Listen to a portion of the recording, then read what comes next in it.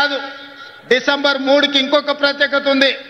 తెలంగాణ మలిదశ ఉద్యమానికి ఉవ్వెత్తున ఊపిరులూది ఉద్యమాన్ని పతాక స్థాయికి తీసుకెళ్లిన శ్రీకాంతాచారి వర్ధంతి కూడా ఈ డిసెంబర్ 3 తారీఖు నాడే.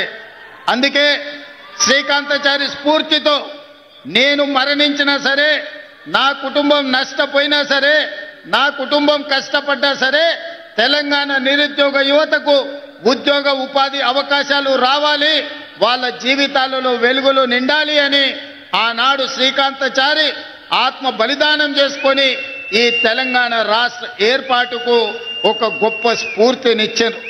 అందుకే శ్రీకాంతాచారి స్ఫూర్తితో కాంగ్రెస్ పార్టీ అధికారంలోకి వచ్చిన మొదటి సంవత్సరమే రాష్ట్ర ప్రభుత్వంలో 60,000 ప్రభుత్వ ఉద్యోగ ఖాళీలను భర్తీ చేసి ఈ తెలంగాణ ఉద్యమం ఉద్యోగాల కోసమే అన్న సంగతిని ఆనాడు నిరూపించి మొదటి సంవత్సరంలోనే 60,000 ఉద్యోగాలు ఇవ్వడం జరిగింది.